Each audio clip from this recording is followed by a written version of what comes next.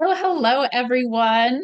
This is part two of my interview with Marilyn Gardner. I'm Elizabeth Trotter, editor-in-chief at A Life Overseas, and Marilyn Gardner is my dear friend, a fellow writer, and also used to write at A Life Overseas. We introduced you in part one of this. She is an adult third culture kid, and so she often writes about third culture kid issues such as home and belonging. And so we really talked kind of a lot about her background in part one. And so for part two, um, I wanted to get some of her insight into trends in missions and what she might have to say to third culture kids, adult third culture kids, and also the people who are raising them, the parents, because she does have adult children. So she has done this now.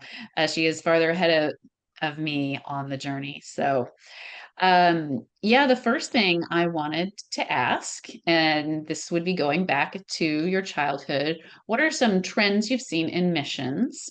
And so, are there differences between what you were seeing when you were a child? Obviously, that was through the eyes of a child, but are you seeing things that different now versus then? And like maybe when did some of those changes happen? Such a good question. First, a disclaimer, I'm not representing anyone but myself in the conversation. And like anyone, I come with my own blind spots and I come with my own biases. So it just feels really important to put that out there. So as I think back to my childhood and missions in my childhood, you know, children, we often hear that children are the best recorders of events, but the worst interpreters. And that makes sense to me, right? And so that's true in a sense of looking back on missions as well. It was my community. This was if we think of home as a place, but also home as a group of people. These were my aunties and uncles. This was the community that raised me. So at that point, missions was quite institutionally based, and leadership was primarily from the West. And within that, I was witness to some wonderful relationships, wonderful institutions, to some scandals, to cultural humility, and to cultural arrogance. So everything, right? It was both the good and the bad. Some of the good could be seen in some of the hospitals that were set up in Mhm. Pakistan, and we're doing just this amazing work in low resource settings where people were coming and truly they would have died had they not been met with Mm. the kindness, the extraordinary care, but also the incredible minds of the people who were working within those institutions. So overall, the collaboration between different mission groups. So I said earlier in the part one that my parents were part of a Baptist mission. So uh, we kids had our own hierarchy, right? So you're a kid and you see all these things. So there were the Presbyterians. Everyone knew the Presbyterians had the most money. And then there were these, other kids, international missions, I think, which was Christar now, and they had no money. And then there were others that even had less. There was Salvation Army. And so you create this hierarchy as kids. There was extraordinary collaboration, theological differences, but extraordinary collaboration. And this manifests itself in various ways, but the most visible was really through our boarding school. So it was like these missionaries really went out of their way to say, you know what, we have a joint purpose and we might disagree on all these other things, but that has nothing to do with educating our kids. And we want our kids to be equipped to be able to uh, live in the world and have an education that reflects the world as well as the important things on literature and math and all the good stuff. Sorry, I didn't mention science. Oh, that was not my forte. So what I heard So one of your stories from boarding school, one of your difficult science classes. yes, yes, physics, almost failed it or thought I would. So there was a community that uh, became as a result of this. But Missions Through the Eyes of a Child was something that seemed to have extraordinary collaboration. There's a whole history of missions within Pakistan that I'm not going to get into, but part of the good collaboration also came because the bishop of the Church of Pakistan, who was Pakistani, decided which mission groups would go where. And I think that is a wonderful story of a Pakistani saying, okay, these foreigners are coming in, but you know what? We're going to divide the country for them, which is funny. It's a whole thing. But very, very fascinating. As I got older, my view of missions became more cynical, right? Oh, the other trend was every single missionary was connected to a bigger body within the United States. Every Mm. single missionary was connected to not just one church usually, but often many. My parents had maybe 20 some churches that supported them. That's really tough. And at the same time, these churches were all within the Conservative Baptist umbrella. And so there was a safety within that. So contrast that with now, where you see more and more churches either diminish their missions budget or get rid of it altogether. And so through no fault of their own, missionaries are not connected to churches, at least in the United States. And again, I'm coming from Mhm. that perspective. Oh. They're connected to individuals, but these individuals lose jobs. And then what happens to support? There's not a broader safety net or a broader picture, a broader I'm losing my words here, but these churches were foundational to my parents being able to do the work they did for for better or for worse. And for the most part, I think it was for better. Uh, One of the trends I see, all missionaries were white at when I Mm. was growing up, and you just or so you thought. It's not true, but missionaries were Westerners. There were Germans that were in Pakistan. There were Finnish people that were in Pakistan. There were people from Denmark. There were people from Australia, New Zealand, the UK. All of these countries were Western countries. So another trend is the beautiful trend of watching the global South lead the way, and Mm. that is an extraordinary and wonderful trend within missions. My cynical take came in young adulthood and then going in, what was the real purpose of missions?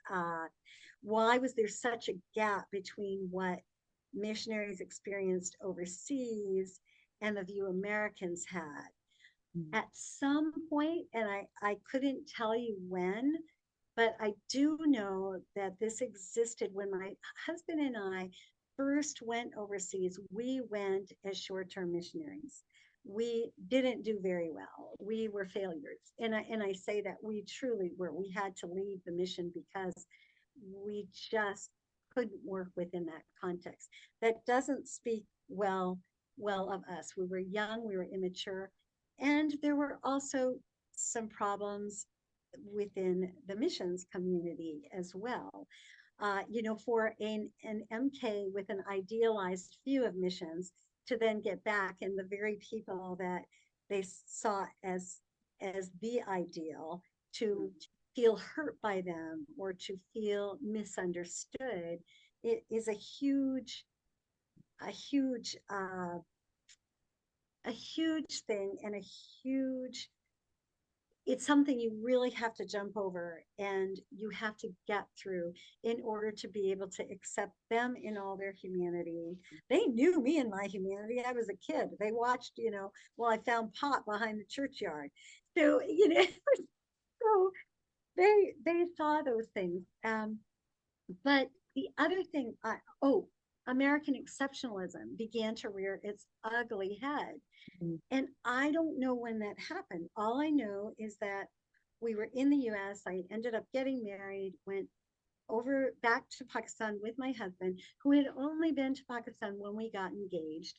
We worked as short term missionaries, and there were some people within that mission context at the boarding school who it was an American exceptionalism point of view. And I remember being just so puzzled, like, when did this happen? When did American missions become this way? Because it Mm. was not that way when I was growing up. It truly wasn't. I remember one time, such a funny story, but it's so sad. And the way my parents handled it was so good, and the way the other missionaries handled it. So we had just come back from a furlough, and we were in this Sunday night service with these missionaries gathered together. I wasn't in boarding school, and they were asking for requests for songs. And I put up my hand and I asked to sing the Star Spangled Banner.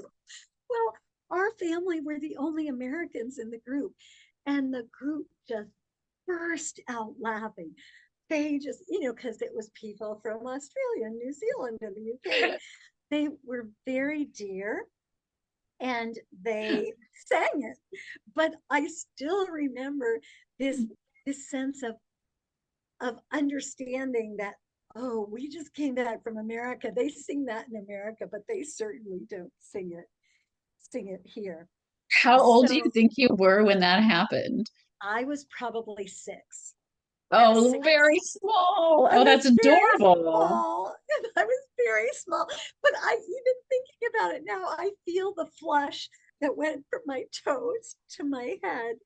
Just this flush. Uh, but that began to rear its head there. And then I saw some of that in the Middle East when my husband and I were working in the Middle East.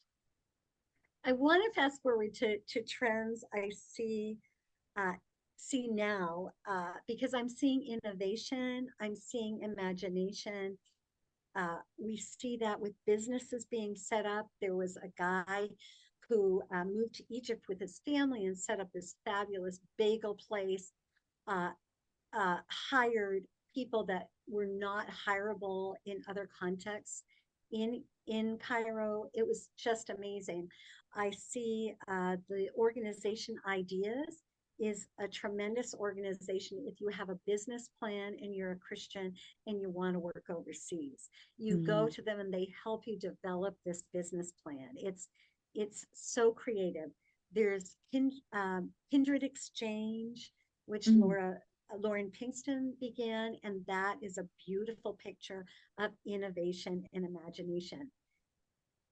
People are able to, through these things, people are able to form relationships at the top of their field. So they're a top business person and they can form these relationships that never would have happened, or they're top of their field in education. I know two of my brothers have, my brother Dan is an uh, he's an Islamic scholar.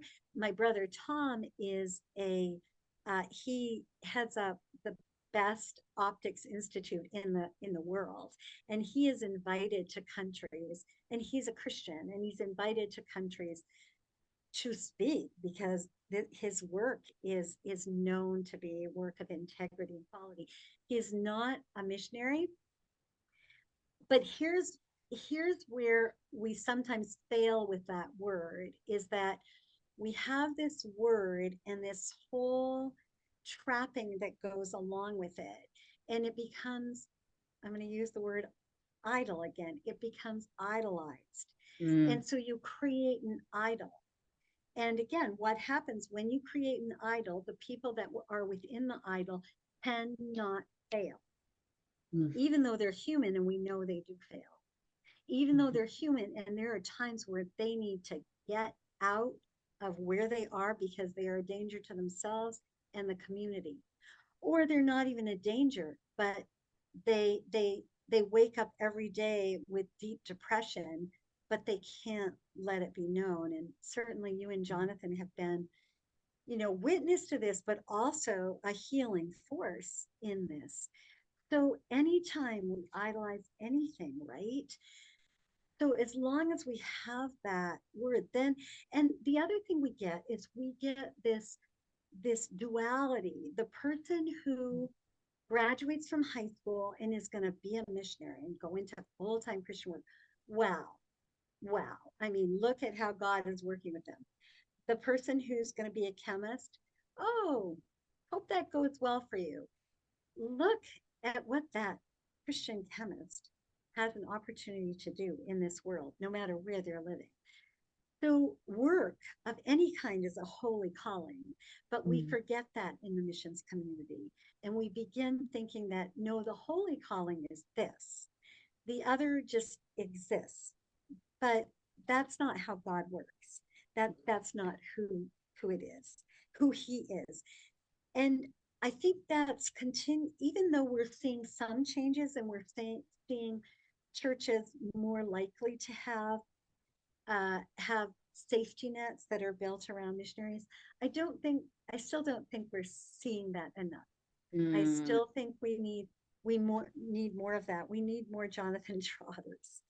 But the other thing is, if you're not connected to a church, you don't have any of that. So Yes. whereas churches might not do it very well, many of them are trying, and many of them are beginning to do it much better. And others, at least we can challenge them. Individuals don't keep a safety net for the people they support. We support people, we don't have a safety net. Individuals have too much going on themselves. They need a safety net. They can't be the safety net. But within a broader context, individuals together in a group can be. Uh, we took missions out of the church when we created these missions institutions. Was Mm. that a good idea? I Mm. don't know.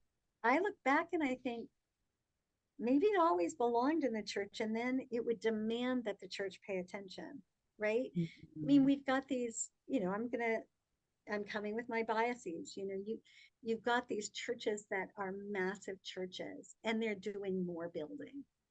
Mm. And in the meantime, they're the people, the maybe two couples that they support overseas are struggling, or they're pretending. They're building up this ministry that actually doesn't really exist because they have to keep, they have to keep their livelihood. They have to keep employed. So there's a lot.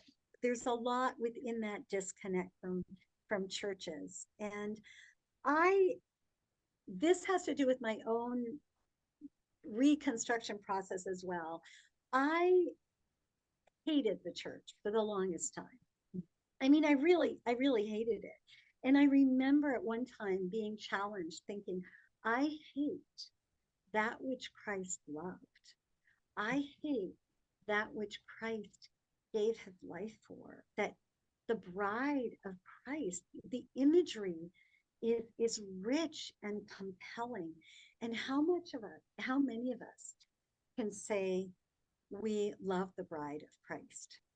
You know, it's really hard to love something that's hurt us. It's Mhm. hard to love something that sometimes feel like it's betrayed. But we also have expectations that this bride can never fulfill because it's made up of us. And Yeah. we're all a mess. So it's been through my own entry into the Eastern Orthodox Church, which I don't know if people necessarily at a life overseas know that, but I entered the Eastern Orthodox Church about 10 years ago after a long, long journey and after not going to church for a while because it was so uncomfortable. But it's through the Eastern Orthodox Church that I've learned to love the church. I Mm. thought it was an impossibility. The idea that I now tonight, Monday night, am going to go to a Lent service where I'm going to prostrate myself and get so sore, and that fat have after having fasted all day, it's like, who is that? Well, people that love something, right? And people that, I think of my Muslim friends, and one of the things that I saw in my conservative Muslim friends is this wasn't a faith reduced to 1 hour a week. This was Mhm. a lifestyle. And that's what I believe Christ called us to, because otherwise, how can you be salt and light? It has to be a whole life. So, Mhm. so I can say that I am now, after having been introduced to the church fathers and the church mothers, I can say I have a real love, but that was a long process. And it was a process where I felt incredibly hurt by the church. Mhm. I understand deconstruction. I just always hope that deconstruction ends up with a re at the beginning. Mhm. Because if something's deconstructed, when you deconstruct a bridge, you don't just leave the gap, you rebuild it and you reconstruct it, and it's stronger than ever. So, for any of you out there who are discouraged with the church, I get it. I get it. It's a hurtful institution. And if we're honest, we've probably hurt it as well. We've heard this. And did Christ ever mean it to be an institution? No, he taught, again, the imagery. A bride is not an institution. A bride is a living, breathing being, ever changing, always with holding what is sacred, and yet always having the doors open. Yeah. So I And I got definitely pretty want to deep. get a little bit more into that faith aspect of it because that was a topic I really wanted to get into. But I just wanted to you said so many things, and I wrote down notes because I'm trying to like process everything that you said. So for everyone who was listening along, um, you first started with your child's view, which I thought was so sweet, which because I think of my kids too as like when they were in Cambodia, like they just everything was really great. That was their wonderful life. And the way you said parents came together to be like, we're going to work together for our kids. Like I saw that happening in Cambodia with our homeschool co-op, with the international youth group. It's like, and so there weren't as many differences for our kids because they were just with other MKs. And it was this beautiful little Narnia world, which I think Taylor Yeah. Murray wrote about. And I just love that piece where she's like leaving my MK world was like when Lucy had to leave Narnia and not come back. And it was this beautiful, beautiful thing. Um, but then you talked about some other trends where things were more institutional and there was probably more of a connection to churches and Mm, that had a little bit of a safety network. And now if there's fewer churches, maybe people going independently, so they have independent support and maybe less of a safety net. And I thought, and I hadn't made this connection before, but I wonder, there is a rise of different kind of parachurch groups now. I mean, my husband is at one today helping to lead a debriefing. So these groups that come along with like TCK training is one, Kindred yes. Exchange, you mentioned, that help walk alongside people. There's counseling, Vallejo, and there's so many. I could sit here and list, but I'm Right. wondering if that's because that the worker has to come up with their own safety net. And there's people Yeah. who understand that they need something. So so there's that kind of proliferation of that. But also you talked Yeah. about, I'd yeah. like to see churches support things like TCK training, and Mm, support, like put your budget, put some of your budget into this. If you can't have this for missionaries, at least put your budget into these things. yeah. Yeah. I love TCK training. I mean, there's so many great groups. Yeah, Um, so many good ones. but then you said there's been growth in the global south. So it's not just kind of white missionaries. And of course, we know that it wasn't always just white missionaries, but maybe we thought that Yeah. was what was happening, maybe because that was the institutional way of doing things. You've seen the growth of American exceptionalism, which was interesting to hear you kind of track that, but also like some hope, say there's all this cross collaboration now. And yeah. Um, and I especially like I wrote down again, like minute sometimes ministry becomes a god, and we have this duality between, the sacred secular and how we really shouldn't. And I think when I sit down and talk with individuals don't always have this sacred secular divide of Right. like there's working for God and then there's not working for God. But somehow in this conglomerate culture, we still feel that certain things are not as good. So anyway, we have Yeah. room to grow. Yeah. Yeah. The other thing is that it's the job of every generation to think that they know best. So, and then to realize later in life that, oh, yeah, well, I guess not. You know, but every generation honestly thinks they can do better, Mm, and uh there's a reality to that, and yet there's that importance of taking a step back and saying, okay, everything wasn't all wrong in these situations. There were some things that really needed to be changed, but everything wasn't all wrong. And guess what the next generation is going to do to this generation that is making everything so perfect? They're going to say, you did some things wrong, uh, mm, but hopefully they won't dismiss, dismiss fully, because there's a lot of, there's, I'm just amazed at how creative God is, and how much he loves us enough to take these things that could, I mean, I think in my own life, take these things that could be ever painful, mm, but once in his loving care, these things are laced with grace, and you mm, can look back at them not as definers of who we are, or definers of an entire organization or institution, but instead, yes, that happened, and that was wrong, and it should never have happened. And sometimes it needs to be legally dealt with. And at the same time, there's also good that was in that group as well, because very rarely, sometimes it is all bad, but very rarely, often there's good that emerges as well. And so it's being able to separate that. I think it's Brian Stevenson who wrote Just Mercy, who said, none of us should be judged by the worst things we've ever done. And I mm, think of that and I think, wow, imagine me being judged by the worst thing that I've ever done. I would have no friends. I would, and we are in a culture that does that. We're a culture, the I would say Western culture damns with no redemption, mm.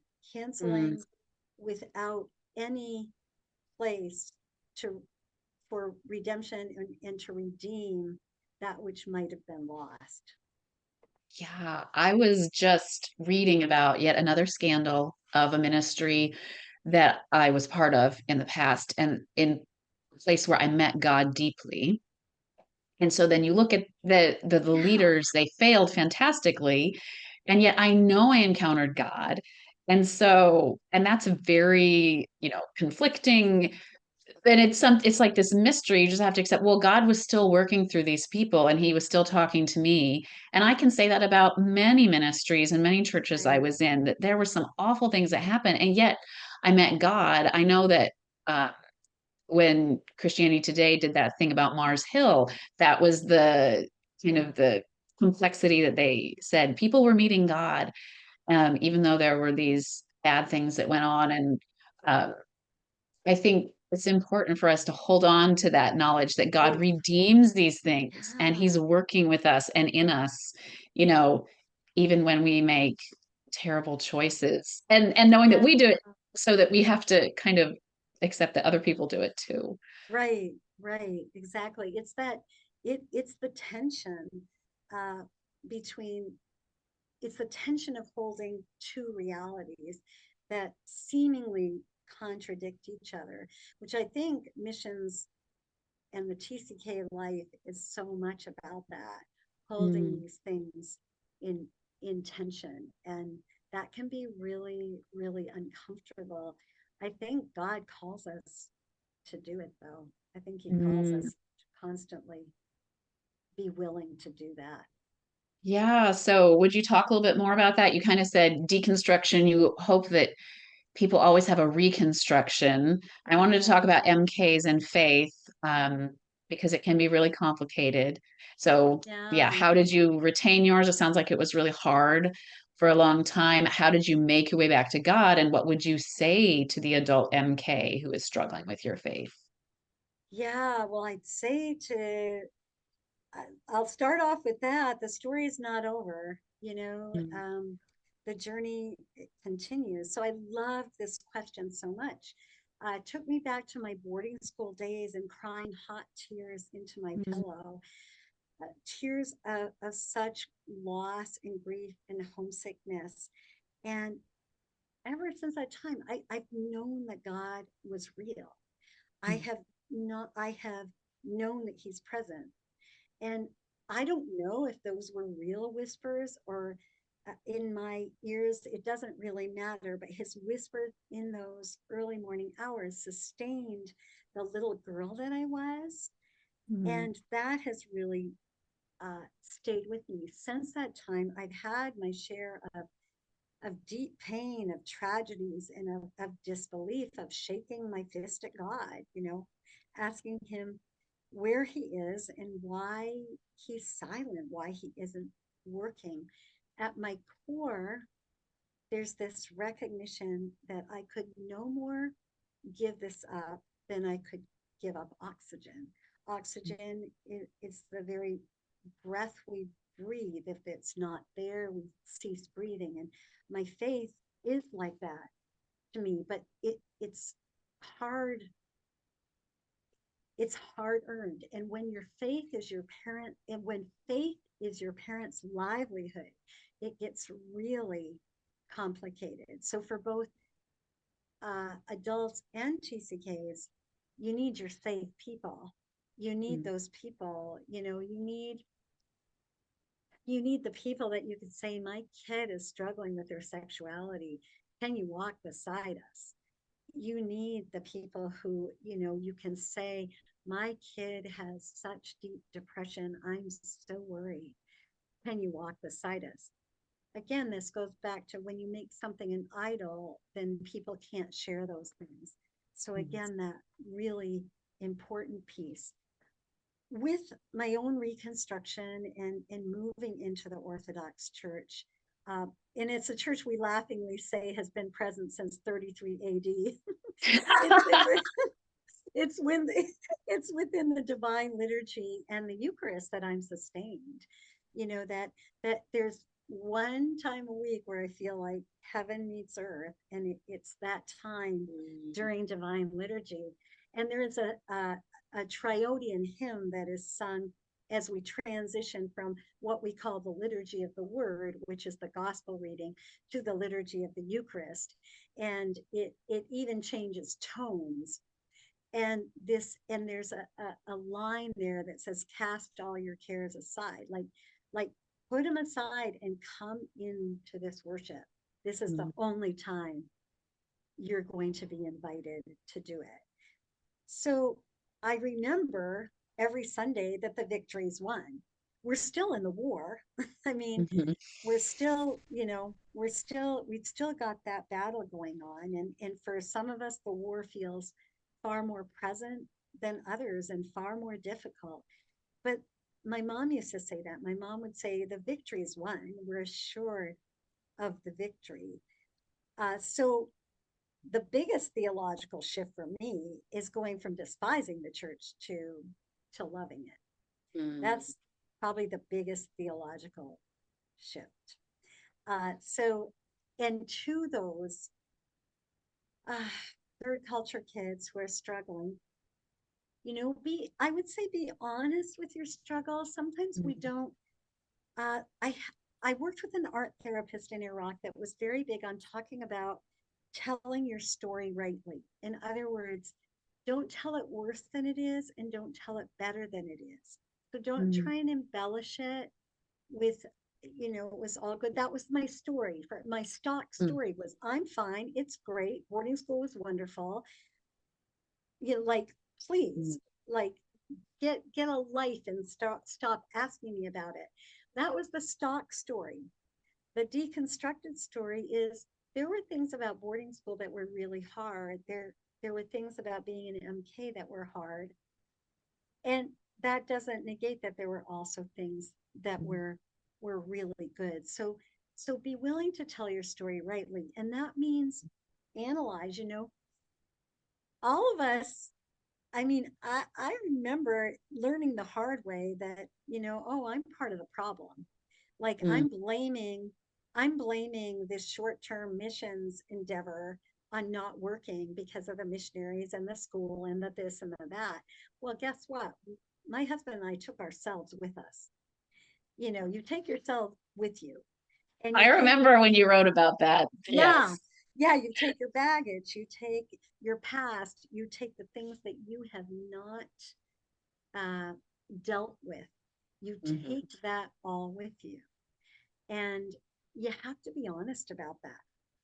And so when you can be honest about that, and being honest about that, that's the whole piece of cultural humility, right? Being able to self-reflect and self-analyze and say, I need to rethink how I'm telling that story, because I'm Mm, telling it the old way instead of recognizing my part within it. So telling your story rightly, I mean, I I think God's love for us. I mean, can we even fathom that? I mm, read this great quote. I think I copied it because I was thinking about this morning. It was by this Orthodox priest who talks about, let me see if I can find it. Um,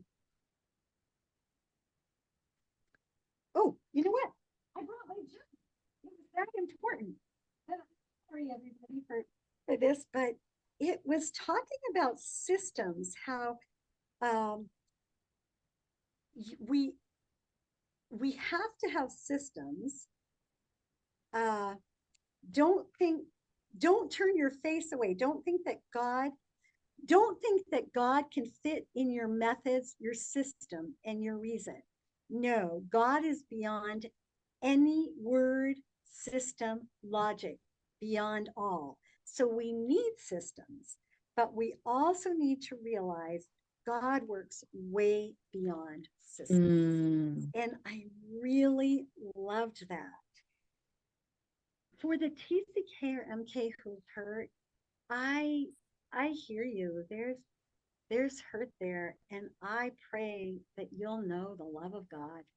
mm, I think that's the biggest thing, is it's not, a lot of times we want to make people move into going back to church or doing this or doing that, and being on some path. But that first step is just knowing that God loves you, and mm, knowing that there were people that did not reflect that love of God that should have. mm. And after that, the working to forgive, because forgiveness, I said, I just recently wrote this blog to younger women. I said, forgiveness and envy and all this, it's going to give you wrinkles that no face cream can take away. So do it for your looks, if nothing else. No, kidding.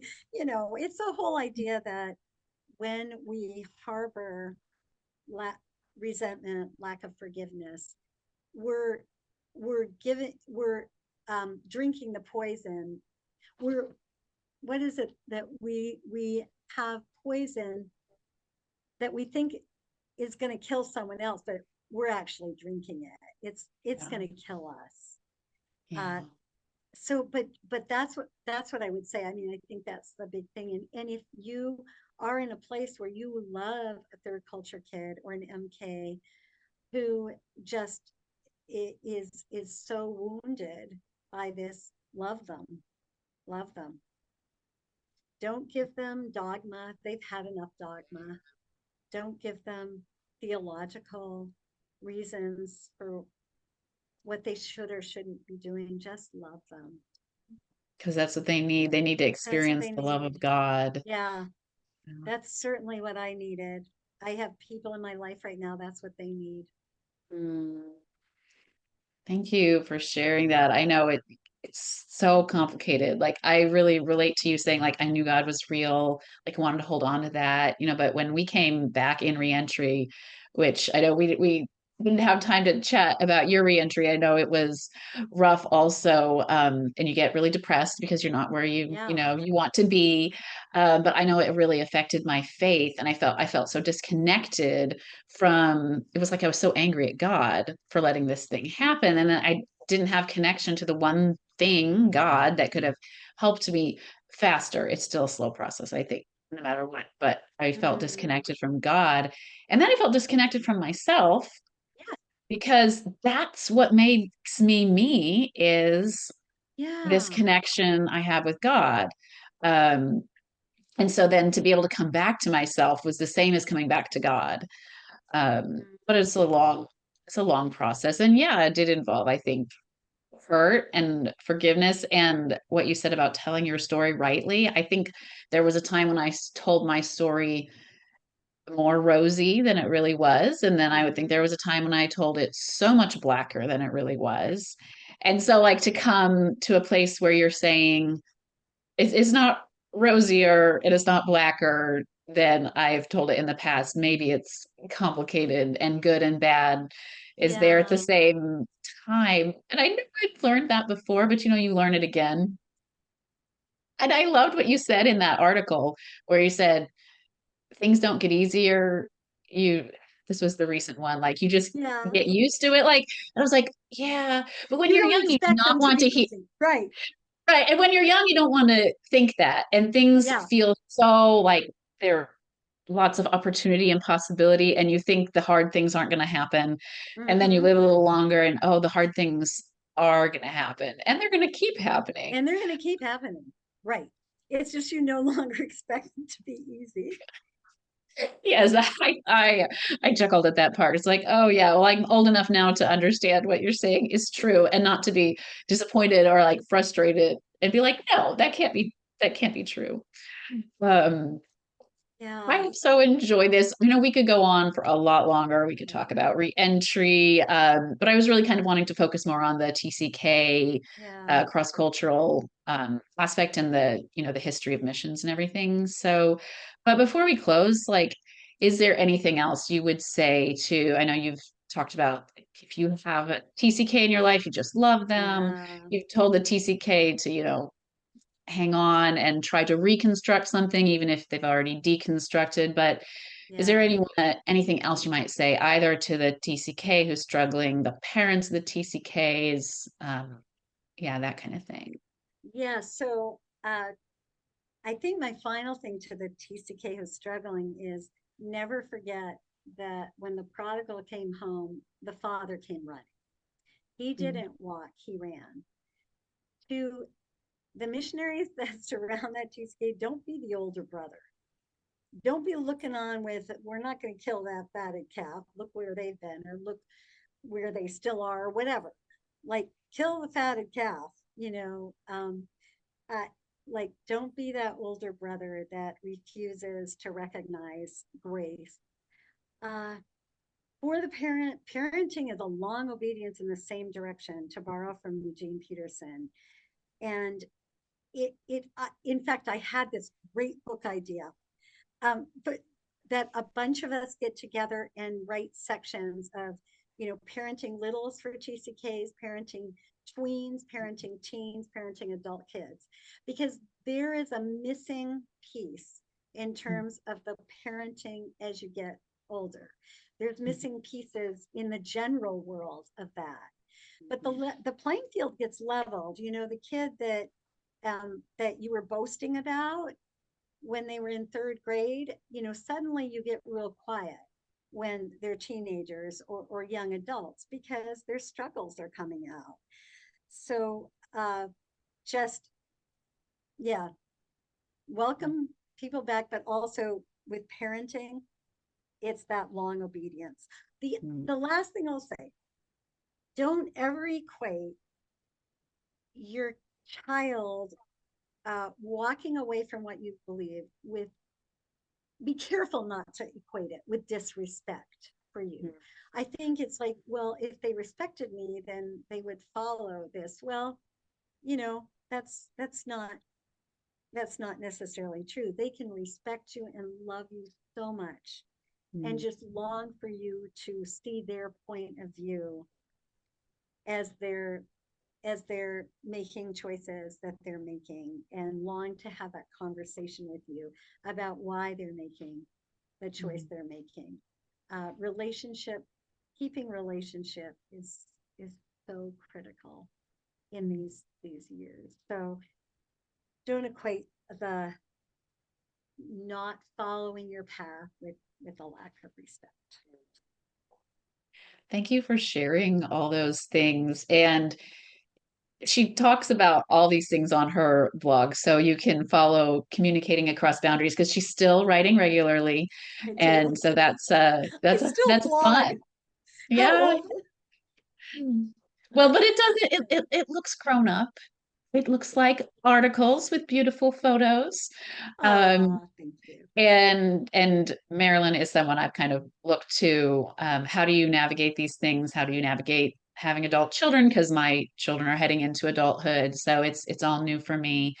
And how to just integrate all these different parts of us. So I'm so glad that we got to talk. We got to Me introduce too. everybody to you. And hopefully they will go read your books if they have not already. The first one was Between Worlds, right? That's And right. then, Mhm. okay.